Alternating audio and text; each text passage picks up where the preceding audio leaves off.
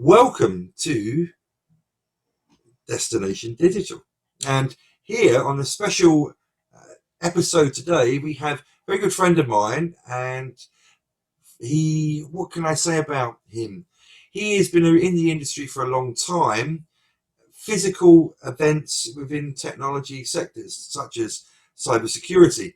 Now, obviously, he had to change his business model quite considerably over the last 6 months. And his name is Phelim Rowe, CTG Events, and welcome, Phelim. Thanks for having me. So, come on, tell us about CTG Events and the struggles and dramas that you may have had over the last 6 months. Oh, it's not been bad. It's not been too bad. So CTG Intelligence basically organizes security conferences, both in the cyber and the physical and the converged sectors.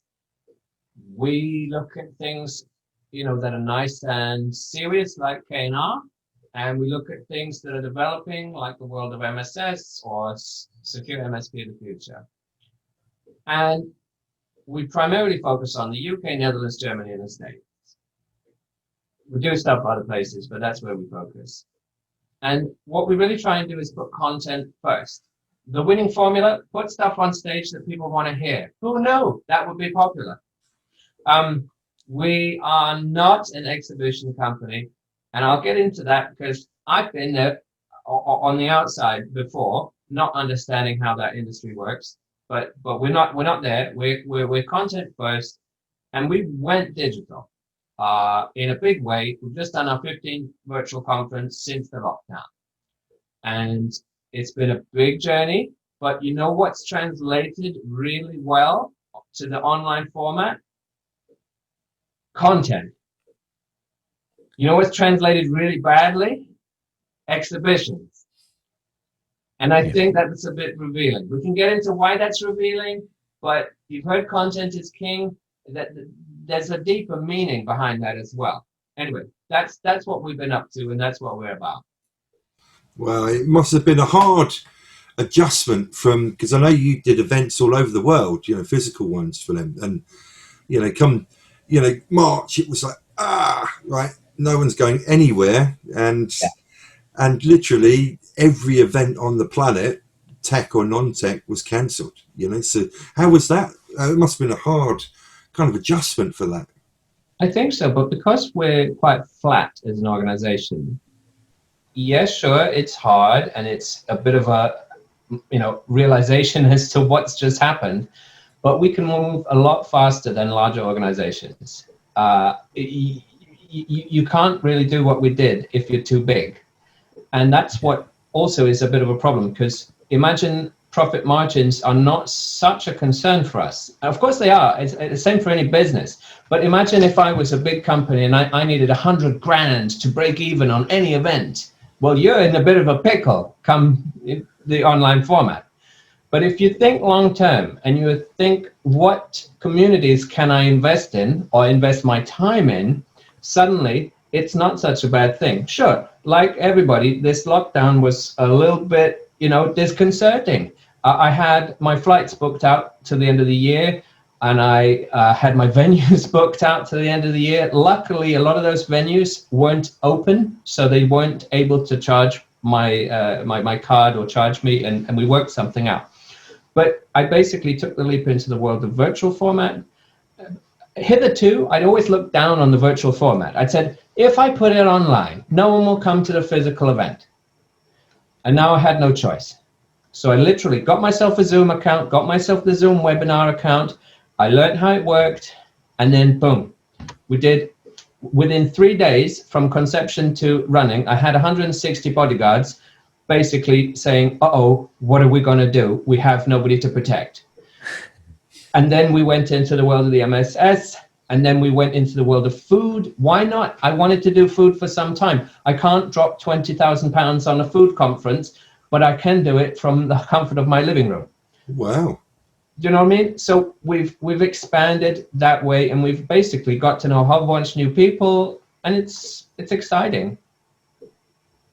That sounds fantastic, and I love the way you diversified into different sectors there. And if I can ask a quick follow-up question, I know previously cybersecurity has been one of your main focus areas. Have you found that by going digital, you've got new audiences in? Because one of the things I really care about is, you know, getting more people involved, democratizing access. I think digital is a great way to do that. So have you started to see different people attending your events through the digital mean? Yeah, absolutely. All the way across a spectrum. So you've got completely physical security experts who may not spend money to come to an event on cyber because they're uninitiated, but they can sit there and go, Yeah. I'm going to figure something out now. No one's going to watch me whilst I'm figuring this out. It's better for them. So we got those people. Then we have people on the more technical side who look down at so many conferences. You know, the types of people that would basically say, I'm not coming to your conference unless I'm a keynote speaker because I know everything. Those people, I found ways to attract them.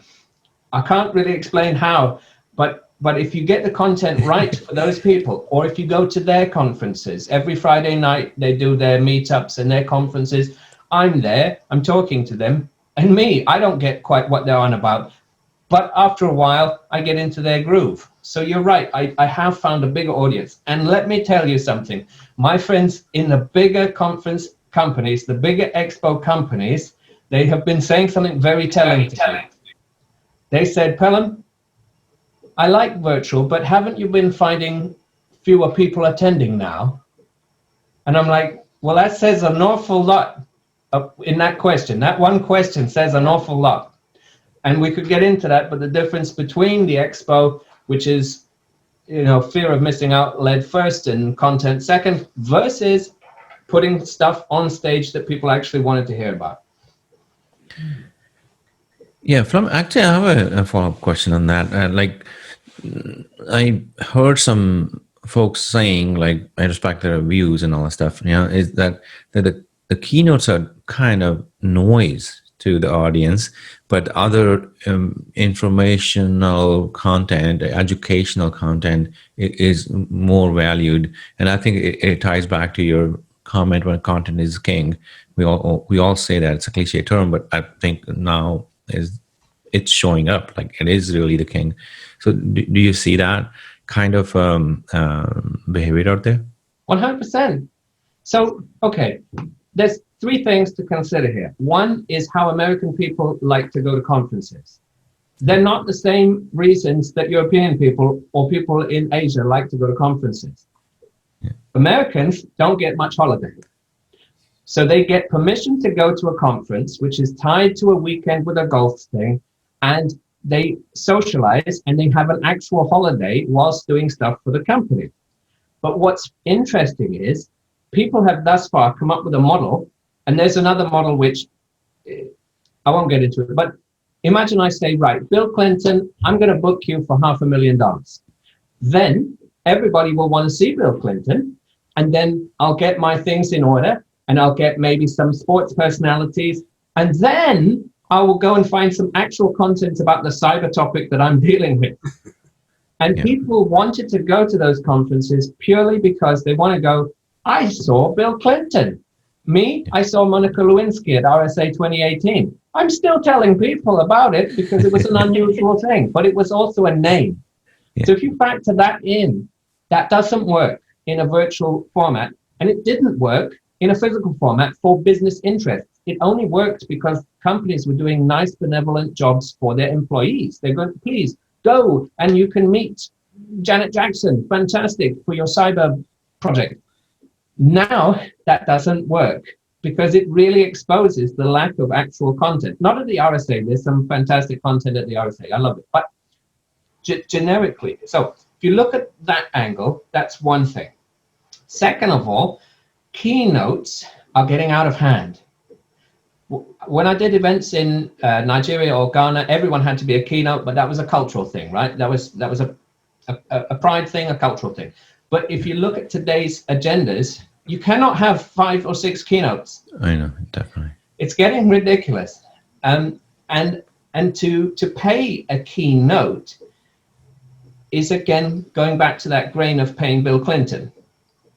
It's not going to progress your debate about cyber-physical convergence or about DevSecOps. It's not.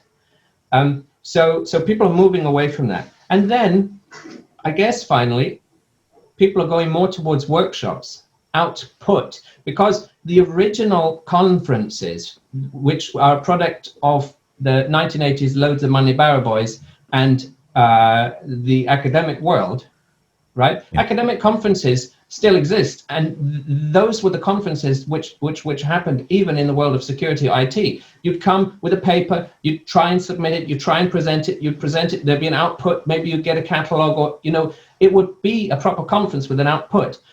Somewhere along the lines, actually some companies did it by swapping credits for universities, by supplementing it with external conferences, and then you could go to a conference because you get extra credits. Anyway, somewhere along the lines, loads of money, 1980s largesse, met that academic conference, and it became, here, are you buying things for £1 billion? Then you've got to speak at my conference because I'm going to sell access to you, right? That is now being exposed in the virtual format because it cannot be solely about wheeling dealing. So you have found a topic I'm very verbose about. That's great. Like, actually, just going to the domain you cover, the security domain, right? What are the trends happening? Like, real quick. So, well, physical security has got a bit of a rebirth, and everybody is suddenly purchasing more physical security for their buildings, and they're wondering how come we have invested so little when we spent millions on Sparkly Box AI cyber solutions. So it's a bit of a good time for corporate security. The way in which some Sparkly Box AI cyber providers try to sell their Sparkly Boxes is, and was very aggressive.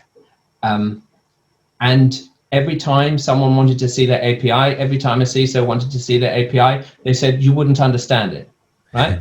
Yeah. I think that is coming to an end. Mm-hmm.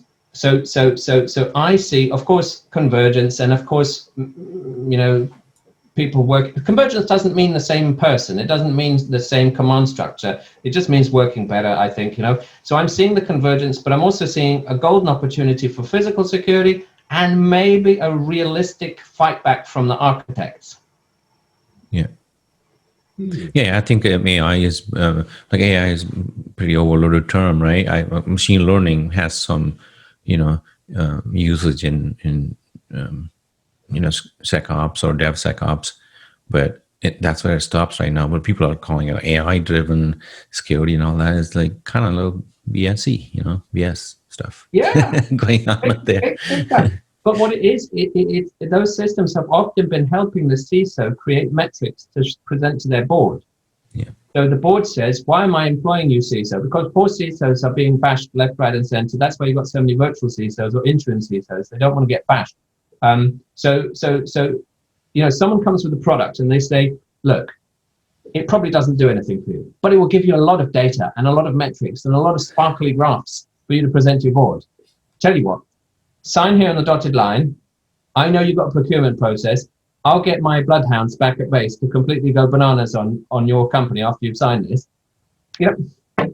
I know I'm exaggerating. Okay, I know I'm going a bit too far with it. It sounds like tech influencers all over again. But it's got to end in a more positive way throughout this lockdown. So where's the future? And all that. Oh, sorry. Go for it. Go for it. Sorry, Sally. So where's the future with CTG intelligence? A mixture, like a hybrid model? I think so. So let's imagine tomorrow.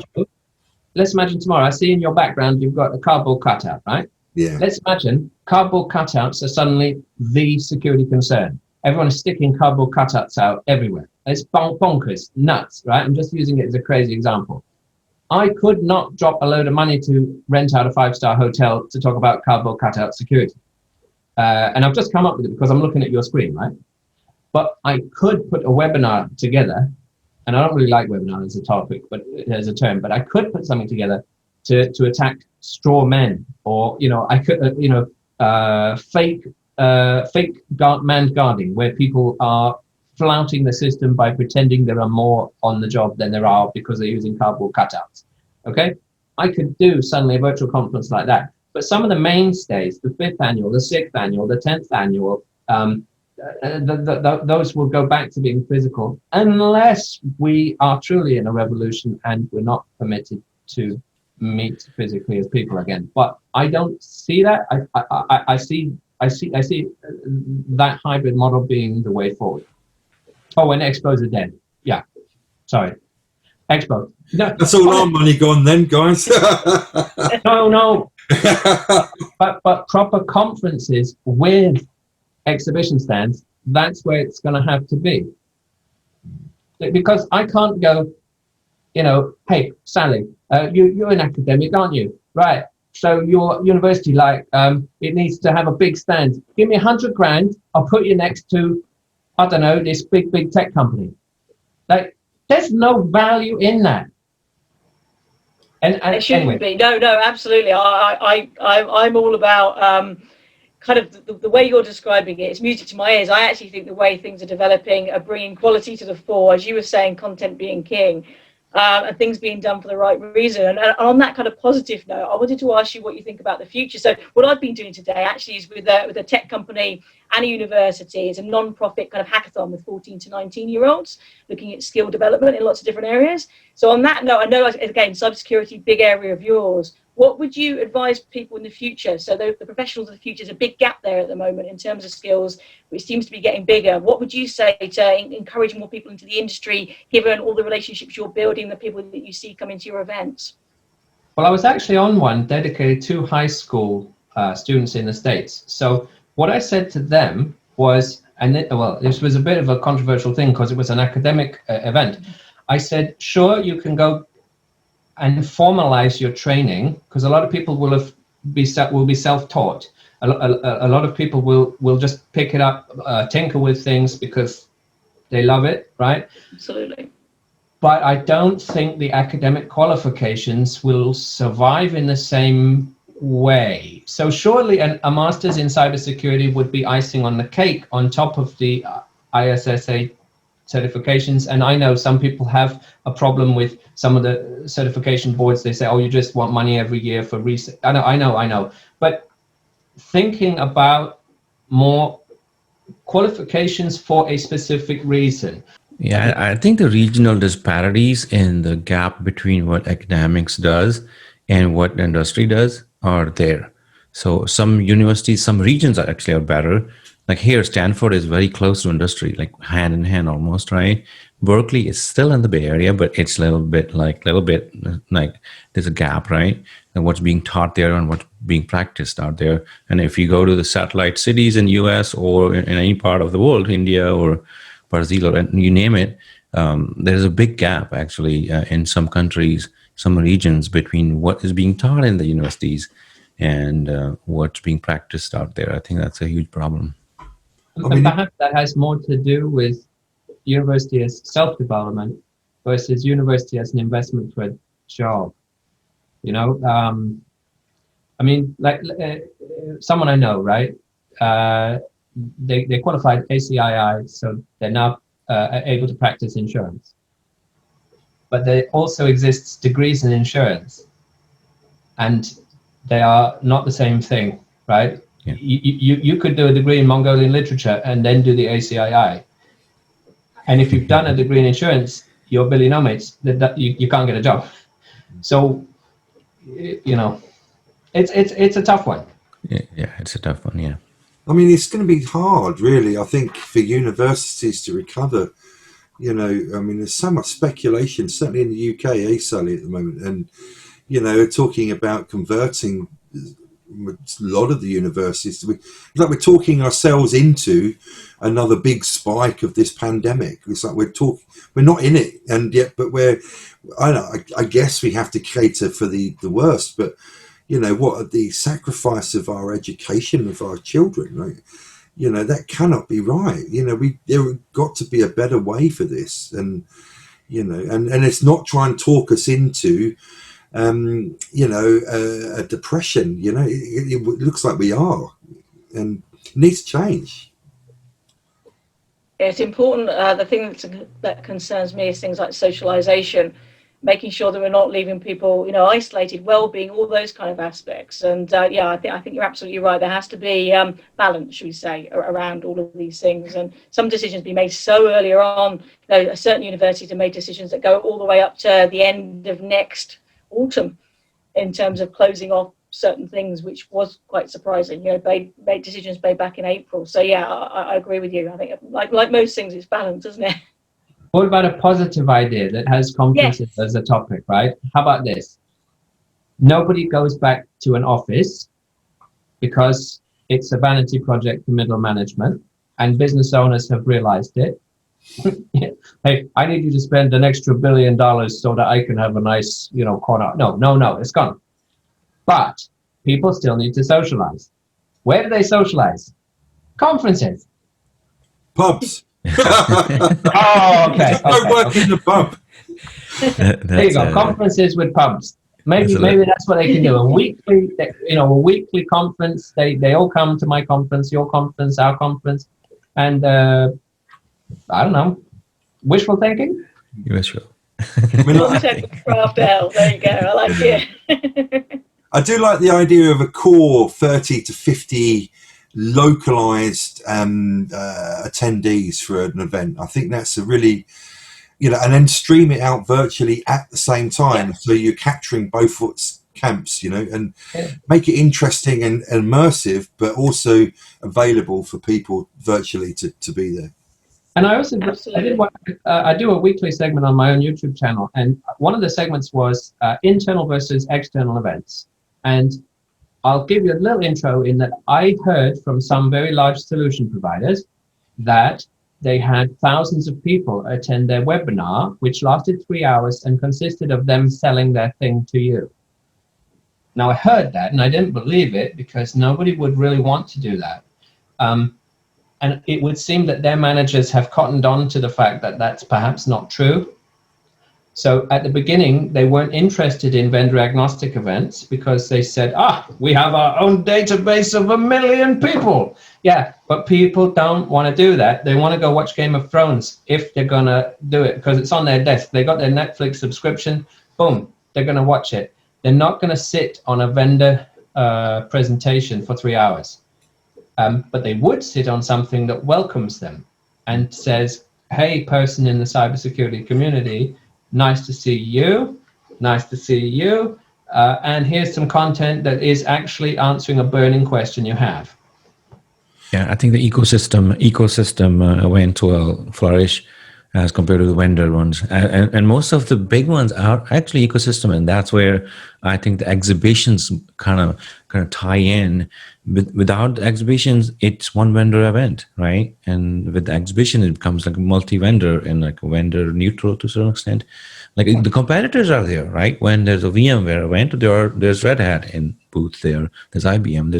There's Microsoft. Everybody's there, right? So I think it's hard to attract a bunch of people to a physical event with one vendor. But that's 3 types of events there. Vendor owned event, exhibition vendor agnostic events, and a conference or a Comfex. It's cool if I'm RSA, I'm going to welcome everybody to kind of be the leader in the community, and actually it'll help me cut costs. Maybe I'll even make my money back. But in the end, it's to make RSA look good. Whereas the Barra boys that would be down the market selling apples and oranges, and I mentioned this from the 80s largesse, they would have been doing that, but they thought to themselves, hang on a minute, I'm going to get in between Sarbjeet and his potential vendor. And I'll do that by basically going, your customer, X, Y, and Z, how much you value them? Tell you what, your biggest competitor? Oh, you do you? Yeah. Now, how about this? I've got your best customer and your best competitor in a room on their own. Do you like that? This is extortion. This is a protection racket, okay? They then do a fear of missing out to create a floor plan, and they go, Sally, your biggest academic competitor's there too. I'll tell you what, I'll give you a better spot than them. Right. They do all of that. And do you know what they do when they finish that? They say, I've promised everybody the world. How do I get the world? They do that as an afterthought, and then they go out to someone like me and they say, "Here, Phelim, you can get like things to do with security, can't you?" I'm like, "What? How long have I got?" They're like, 2 months. You put a stage together. I don't care what it is, just stuff about security. Now, I do apologize. In my mind, the barrow boy in each case is Cockney. It could be someone else. Do you see what I mean? And that model, I think, is the endangered model. But the conference model that says, what do people want to know? What's keeping them up at night? What's the dynamic? That will survive. I think in most of the conference, some are dying. We know that, right? Some conferences are dying for many years now, right? Some are popping up. I think the thematic sort of conferences are on the rise, and I see CIA, FBI booths at cloud events, you know, and there are so many reasons for any entity to put up a booth in exhibitions. One major reason being a recruitment front, right? Appealing to the talent. Like, we are cool people who come work with us. We do cool stuff, and having that sort of outlet, which is in physical world, I think it speaks volumes, and it doesn't translate to virtual. It doesn't. Yeah. Not really, but a stamp of approval could translate. You know, if you saw the CIA stamp on something, you'd be like, yeah, it's probably good. And that's why the exhibition organizers are begging every single organization every day, please have a free stand at my event. Now, the CIA may not be able to take a free stand because of the FCPA, but every exhibition organizer is going just Bund Deutsche Industrie for whatever, please have a stand. Because every time they have a stand, they then say to everybody, look, I'm credible. I used to work for UK Trade Investment Defence Security Organisation promoting British defence products abroad. And I used to go to expos thinking that it was my expo, mainly because my logo featured so many places. I genuinely thought it was our expo, and I didn't have a clue what was actually going on. And I would swan around with a name badge. I felt so special. And now I see the back end and I'm thinking, oh dear, you know, maybe not really the case. Yeah. I think the mobs are wiser than anything else. And I see like small booths busy with people because that technology has taken off, and some of those vendors don't need a big booth. Like, they don't need the tier 1 booth with 10,000 square feet booth, right? And they're spending millions of dollars there, and some of them are almost empty, but some small We were busy. we were at the Oracle Open World this time last year, near enough. Remember, Sarbjeet? And we couldn't get into the keynote from Larry. It's so mobbed. Well, one of the keynotes, and we watched it outside there in the partner booths. Do you remember that?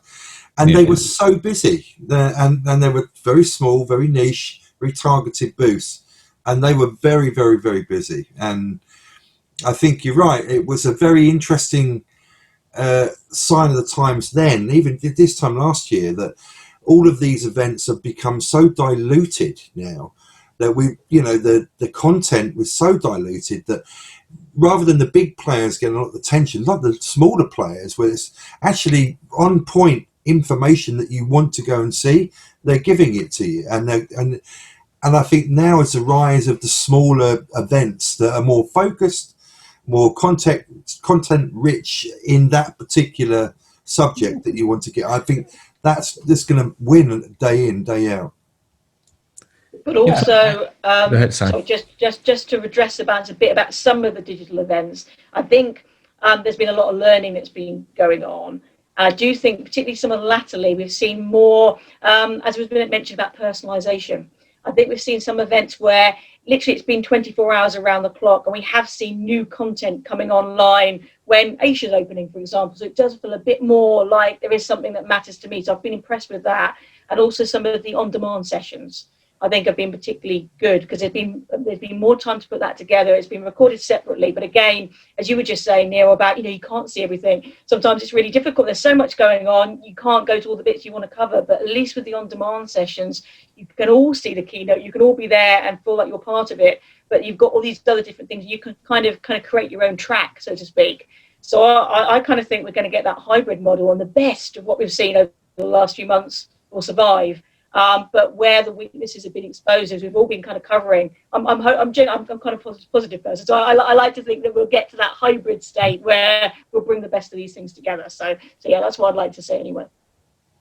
Yeah, I think you're right, Sally. You know, it's just that I miss the engagement, like we Oh saw. gosh, Really. me too. Yeah, absolutely. I miss love jumping that. on a plane and going somewhere and meeting people rather than just talking to my girlfriend and my dog. You know, and that's in the physical world, and then in the virtual world, where it's difficult to get that engagement going. You know, Yeah. it's hard, and that complete focus. Yeah, I think one of the biggest draws of physical events is the connection, in-person connections, right? And we make lifelong connections when we meet in person. Virtually, we can meet people. It's not the same thing. Like I have met you, Neil, and a bunch of others. I almost came so close to Sally at CES this year earlier. We were like in different buildings in Las Vegas, but I couldn't meet her. But it just does something magical when you meet somebody in Yes. person. You can't beat that. Well, Hopefully, we'll get back to those, Absolutely. and of course, the virtual one will continue. I think it will get better. And any final thoughts on that, Phelim? Well, I kind of agree, but of course, I've just made a whole bunch of new friends who have been repeat speakers virtually. So I ran an Albuquerque event without going to New Mexico. I made a new community thing for New Mexico, and they have then subsequently spoken at Denver events and international events, and I'm pretty sure that they would be happy to speak at the next physical one and come across to Arizona, where I basically do a lot of the stuff. So I guess we can do a lot of preparation. You can prepare and make loads of new friends now and then be super excited. Or like we did the event last Thursday for Phoenix, and I said, if you want me to post you a mug, I'll do it. And then people sent in their addresses, and I've just sent out some mugs. People will remember what you did in this time. Yeah, exactly. That's great point. And you have made a new friend here, so Yeah, an old friend in me. yeah, we're all friends. We're already talking every week. And Thanks, that man, leads for coming. nicely on to we're going to try and interject some new content into this podcast that we do in our own time. And sadly, Tony couldn't be here today, and it was Tony's turn to be he's fact or fiction Tony's tech tips. Try and say that quickly. And unfortunately, he couldn't be here today. So now Sarbjeet, as an episode, a very reflective kind of, how can I put it, philosophical views on technology and life, really. So leading on to that, I think we'll go into, yes, so now it leads me on to this new segment.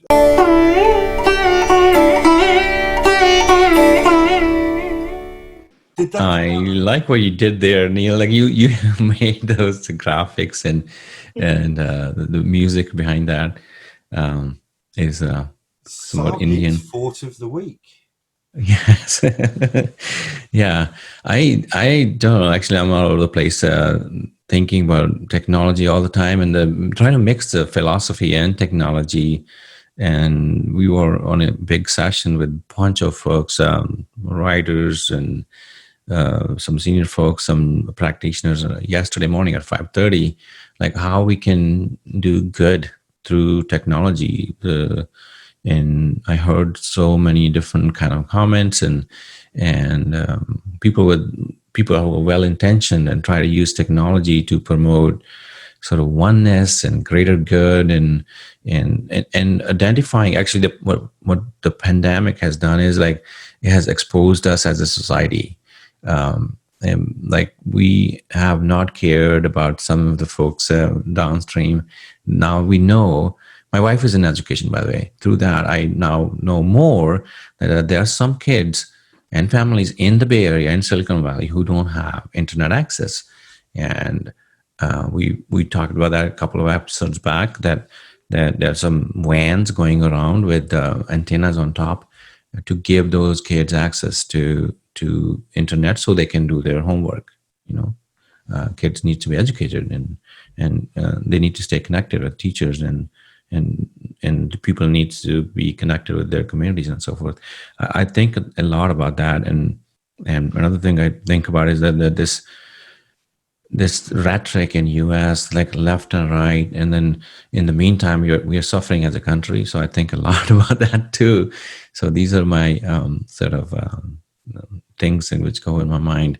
And I'm not a politician or something. Sometimes I end up picking a topic which sounds like more politics, and I'm a technician. I'm a technology guy. I'm a technology practitioner, and sometimes I should just stick to that, and having that some knowledge of working with a think tank back then when I was doing my education, that brings me back to the thinking about the bigger systems, greater systems, and thinking in terms of 100 years, 200 years, 500 years, not like, tomorrow only kind of thing, like how things work and all that.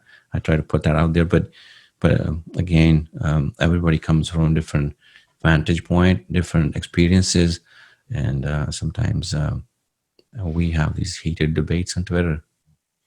And I always like to say, I'll stop there, I guess. it's all about the technology, and it should always be. And we try to, if we ever mix politics and technology, which we do frequently, but it's difficult. We're not politicians; we're technologists. Yeah. So I think, like all things, tech's it's a duality, isn't it? It's what we put it to. It's all about the purpose behind it, like all things in life, really. So we need to think about that. I always think it comes back to that. It's all about the purpose and how we apply it. And I couldn't agree more around all things around tech for good. And I think it's just made it visible. These things have been happening for a while. So even before the pandemic, I think like 263 million kids around the world not even going to school. And then you've got issues around child literacy, et cetera, et cetera. So I think it's brought to the fore so many different fragilities in society. So it's a time to come together. And as you were saying, can't have fractions. It's all about coming together. And I know, forgive me, I think I mentioned before, but things like the HPC consortium that I've been involved in, 11 tech companies, lots of different universities, it's all those different hats kind of coming together, but it's how to do it, isn't it? It's how to bring collaboration over competition. And if we can use examples like that, hopefully we can apply that into different sectors going forward, and that can be a good way to make a difference going forward. So just reflecting on what you were saying there, Sarbjeet, I think so important, really do. It's actually when someone has to pay for it, that's when the music stops. This is the problem. Coming back to the events industry again, there's dare I say that, I've known that industry for a very long time, and even what Phelim was talking about earlier, someone approached me to buy a stand, and exactly those sentiments and those words that Phelim had mentioned were repeated verbatim to me. And they obviously didn't do their research. They didn't even know who I was. I was just a name on a marketing list, And if they would just Google my name, they would know no way on this earth I would be interested. And they make themselves look very, very foolish, I will say. I almost feel that this pandemic has exposed what we have been outsourcing. So in the past, maybe in the Victorian era or even during the Industrial Revolution, we might have outsourced labor. I feel that in this sales environment, we've been outsourcing outcome, we've been outsourcing not output, but outcome. So if I make sure that the person who's working for me cannot eat unless a successful outcome is met, no matter the ridiculousness of trying to sell Neil a £100,000 stand, they will be super motivated to try and trick Neil. And I think that's less effective now. We're naked. So I think you're right, Sarbjeet. It has to be for good, and we can't outsource outcome in the way that we outsourced output. Yeah, that's very profound sort of statement. Yeah, and And your previous comments on about events and all that was like very enlightening as well. Thanks for coming over. Yeah, Appreciate thanks for them. Eh? Absolutely. I'm sorry if they were a little too infused or emotional. You know, I like talking about the subject.